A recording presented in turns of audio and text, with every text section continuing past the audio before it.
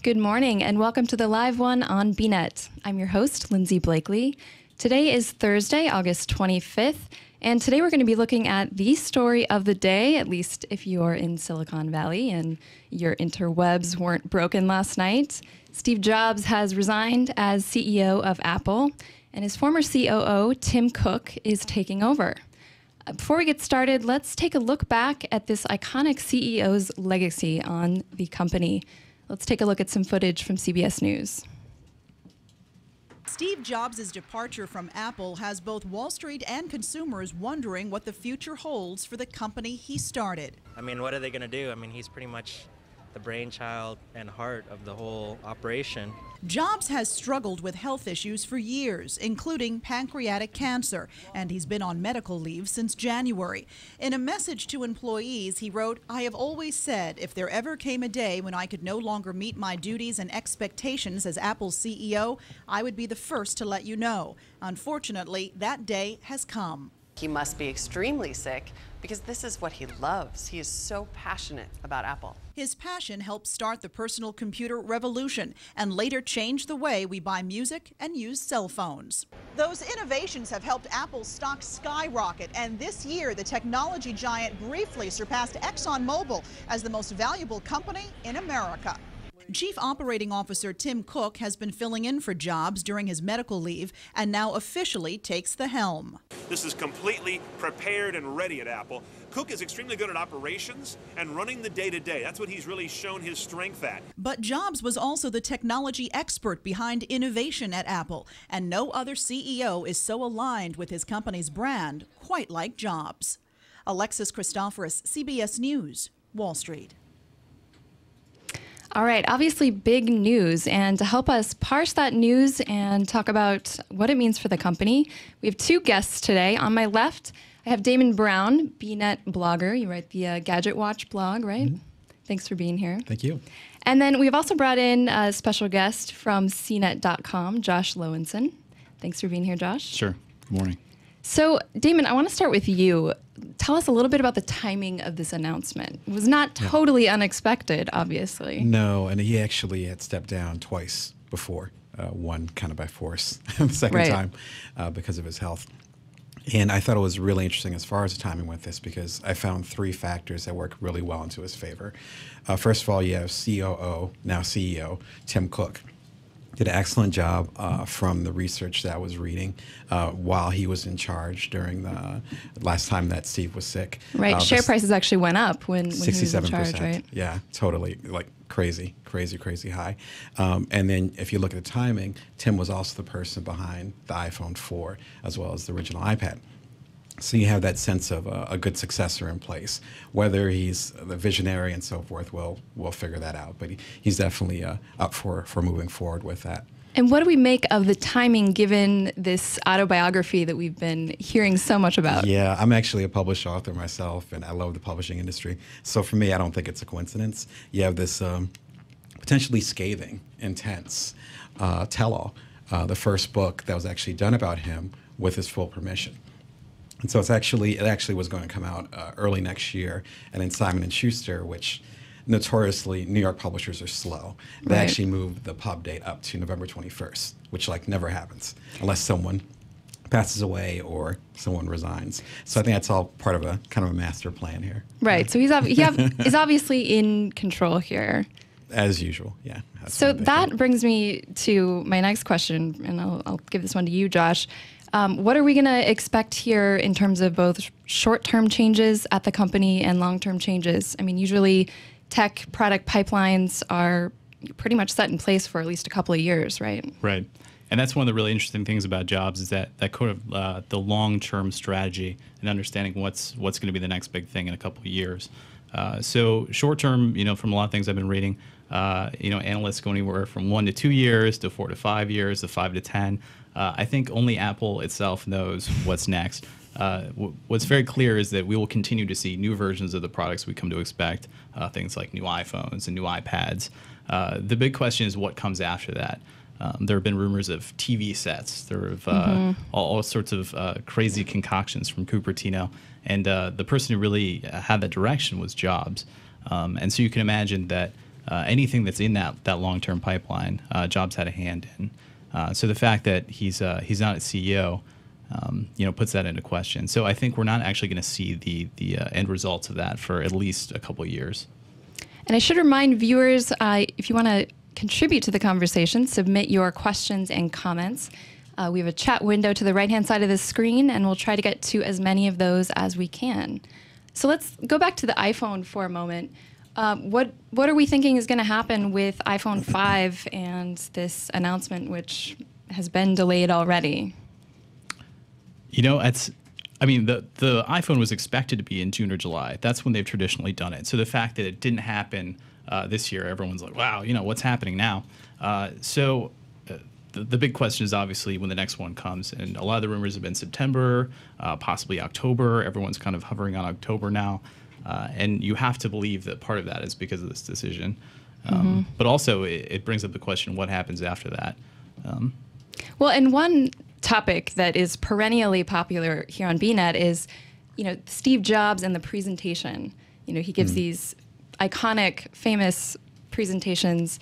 We've seen some other personalities come in and, help out with those. Are there some other, who should we be watching for these upcoming announcements? And will they be as smooth as Jobs has always made them be? Well, I think Josh might have more insight as far as people who could kind of step up and be the visionary. I know from a presentation standpoint, I don't think no one matches him. No, I don't think that's going to happen. Yeah, we've definitely been seeing in some of the more recent keynotes, especially with WWDC back in June, which is Apple's developers conference. They kind of split up this big presentation into 3 parts, and each separate product leader kind of got their time on the stage. And one of the rising stars within the company has been Scott Forstall. This is the guy who controls iOS software. So that's things like the iPhone, the iPad, and the iPod Touch. And the kind of future of the company is almost weighing on that, because this is the operating system that's now making up more than half the company's revenues.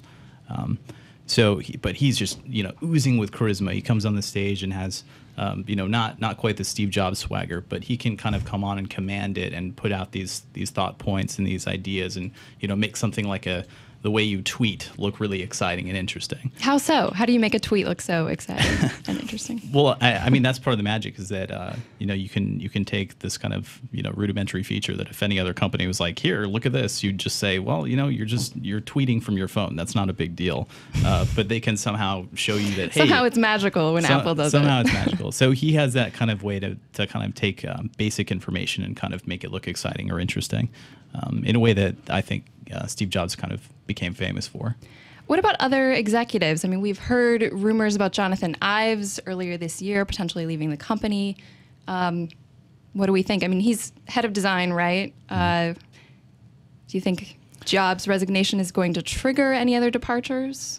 I think that's definitely something to keep an eye on. They haven't exactly had the kind of brain drain that you get over at Microsoft in the last couple of years with really key people leaving. But they have had 2 very high-level departures in the last couple of months. One of them, the most recent, was Ron Johnson, who's their head of retail. He's leaving to become CEO of JCPenney, and this is the guy who basically. That is it just me, or is that a surprising move? A little bit of a departure, I would think. But Apple's retail strategy has been, phenomenal. It's helped driven, the company's brand and how they sell their products and the way they identify with customers. And it's also become just a massive part of their business. So with him leaving, before that was Bertrand Serlet, who was the head of Mac development. So he was in charge of the operating system. So Mac OS X, that was, his baby, along with Jobs from the next days. And he left too. So the question is, who's next? Right. If there is that. So we're getting an interesting question in our chat window here. Steve Jobs is famous for randomly answering emails personally. Right. Can we expect the same from Tim Cook? I think that Steve's still going to be randomly answering emails. He'll still be answering the emails. I think so. Okay. I don't think that's going to change at all. All right. All right, so another key issue, at least for BNet viewers, is, Steve Jobs has always called himself a leader and not a manager. Tim Cook, on the other hand, he looks like a very effective manager. He's known as an operations guy. Are you seeing the same sort of visionary leadership qualities in Tim Cook, and will he be able to fill those shoes? Like Josh had touched on, I think it's one of those things where we're not really going to see that for another year or two, like minimum. It might be a little bit farther because it's, knowing Steve Jobs, he has that kind of master plan in place for the next at least 3 years, probably 5. So I think it's going to take a little while to kind of see what happens. Maybe in 2015, we'll have a better idea as far as where Tim's going to take it. I think it's also a thing too where I've never had a chance to interview him, but from reading about him, from knowing his background and so forth, it seems like Tim is someone who would respect Jobs' legacy and say, okay, this is the way that Steve would like it carried out over the next few years. So I think it will be more of a respectful passing of the guard. And I think Cook has definitely been groomed by Jobs to kind of fill that role. And part of that, and part of the reason he fits in with Apple and Apple's culture, A, he's been there a long time, but B, he's also a very decisive person. If you have any sort of great anecdotes about him, one of them is he's in a meeting and they're having problems in China, and he's sitting across from somebody, and he says, why aren't you there fixing this? And this guy basically takes off the meeting, gets a one-way ticket to China with no return trip just to go take care of things over there. And that kind of presence in the decision making, that's not just something you can teach. It has to inherently be there. And you think it's already there? I think so. Yeah. I mean, this is a guy who can tell you exactly what parts are in an iPhone and how much they cost and where he got them from, and what kind of problems they probably had with this supplier 10 years ago and why they're using that person. And to know that at the CEO level is very important. And that's something he brings. Now, if you're just joining us, I want to remind you can submit questions and comments in our chat window to the right-hand side of the screen. We'll try to get to as many of those as we can. We had another one here about acquisition strategy and whether or not that will change with Tim Cook. Thoughts? Silence pervades the room. Well, that's a huge question, right? Because Apple has $76 billion worth of cash sitting in a giant stockpile. And what are they going to do with it? And that's a question that the company gets slammed with a lot. And of course, Apple makes a lot of little acquisitions over the years. They bought various small companies. A lot of them, they haven't really, announced it. They just kind of, they note that, yes, we do purchase companies and we might or might not have purchased this one. And then you never hear anything from that company again. So obviously that's what happened. But a lot of the reason they've talked about that cash pile is to kind of give them, insurance if things change, because right now they're on the top, and that might not always be the case. So that kind of provides them that affordability. Also, I mean, they're planning this huge 12,000 person building in Cupertino, their second campus, and that's not going to be cheap. Right. So that's about half the money right there. Okay, so we were talking a little bit before the show about new product development. You want to speculate a little bit for us and tell us what we might be looking for in the future? Sure. There's quite a few big Apple rumors right now. The big ones that I've heard is that the iPhone's going to be coming to Sprint in October, and that there's going to be a low-end iPhone, like it's pretty cheap now, but a low-end iPhone, maybe $99. That's kind of a stripped-down version of the iPhone 4. Right. So we talked about this actually in another post yesterday. This is sort of part of a new strategy to go after Android, right? I mean, pretty much selling phones to the rest of the world. Exactly, where you kind of have this transition with Apple from being this high-end brand where it's like we're the BMWs of computers. You're going to pay extra, but look at the beauty, look at the design, and then it's slowly kind of moving. And I believe it was my colleague Eric Sherman that talked about it, where part of it's because of China. And so you end up having like this huge market over there that might have a lower income, but you have like a billion and a half people over there. So they're like, oh, well, maybe we should make a cheaper iPhone when we get over there. And so kind of thinking a little bit more long term and saying, we don't have to be on this pedestal anymore. Let's make it a little bit more affordable for the folks. So those are kind of the two things that they're talking about for October.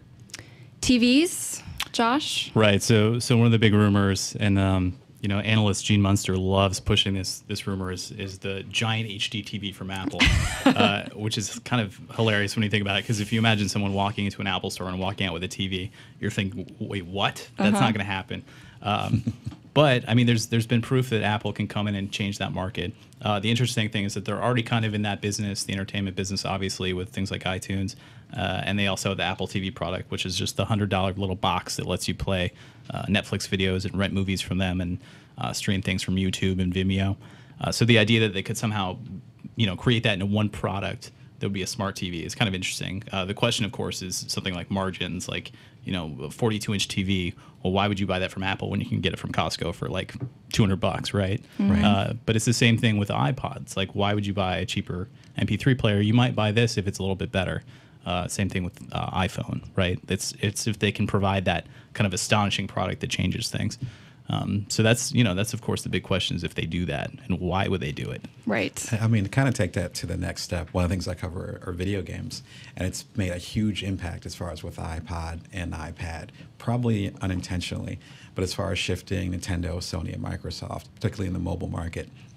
Now, as Apple TV, that doesn't actually have the power to really play video games, but I could see them creating a TV and having the iPad or iPod or these more complex video games built in. So it could be an all-in-one system that kind of takes it to the next level. And maybe that's something people would pay for.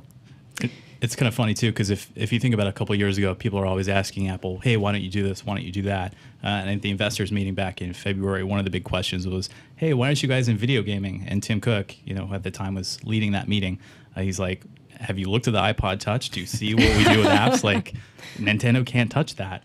And now you see, the latest Nintendo product kind of sputtering a little bit. The 3DS, they had to cut the price. That's been a big part of my coverage. And it's kind of sad, actually, because both Nintendo and Sony were totally blindsided. And they were pretty arrogant about it. We're like, oh, no, come on. You Apple. Don't really feel bad for them. I do, actually. Do? I do. There's some great people over there. They make great games. They deserve to have some good stuff. But they just haven't really changed with the times. So I can see Apple taking it to the next level and saying, we're really going to go after the video game market. I mean, they haven't even taken it seriously right. yet, which is kind of scary, But historically, they have waited to jump into new markets, right? With Apple? Yeah. Yes. And that has been, you could say, one of their advantages. They sort of hold back and wait and basically see where they can fit in. Totally. Like I was talking about the iCloud a few weeks ago, and that's a good example of that, where you have Dropbox and Box.net and Carbonite, tons and tons of startups and companies that are doing pretty well. They've been doing that for at least 3-4 years. And Apple's coming in, but they're like, it's perfect now. So let's go ahead and get everybody involved. So we've touched on this a little bit with Steve Jobs as chairman. Both of you, I think, have both said that we haven't heard the last from him. But what kind of influence will we see from him in the chairman position? I mean, he's notorious for making even small design decisions. Do you expect that to continue? I think, at the end of the day, he's still the co-founder of the company, and that, you can't change that no matter what your title is. And people respond to that, and he makes very, structural and pivotal decisions for the company. And as a longtime mentor to Tim Cook, you can expect that he's going to keep seeking advice from Jobs as long as he's around. Yeah, I mean, one of the things that I see is I almost see him as a retiree, where he's moving on to the next stage, but he's also going to have more time than ever. Mm-hmm. And so I can see him getting really more time involved. To tinker. Definitely more time to tinker. Yeah, I don't think he's going away. Yeah. All right. So before we wrap things up, one more question I want to give to the both of you. Let's take a broader look here. I mean, what kind of reverberations are we going to see on the tech industry as a whole with Jobs' resignation? Damon, let's start with you.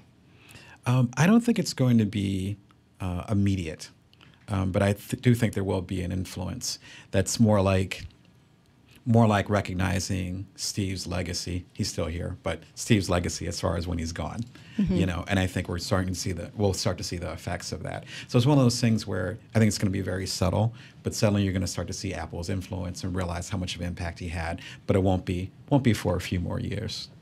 Okay, Josh, what's your take on that? I think all eyes are going to be on, obviously, the huge question is who's the next Steve Jobs? And of course, Steve Jobs himself is irreplaceable. But if you look at other companies and you look at who's really kind of stepping up and coming out and becoming that next kind of figurehead, it's kind of interesting to see where things are. And I think that's obviously a very interesting story to look over at Google and with Eric Schmidt, no longer the CEO there, to kind of see where things really go. and who becomes that next charismatic leader. And of course, we have Zuckerberg over there at Facebook. Yes. Sure. Yeah. All right. So thank you, Josh and Damon, for joining us and for following the story so closely. Come on back next Tuesday, same time, same place. We are going to be speaking with author Steve Shapiro on how to get your team to innovate. So until then, have a great weekend.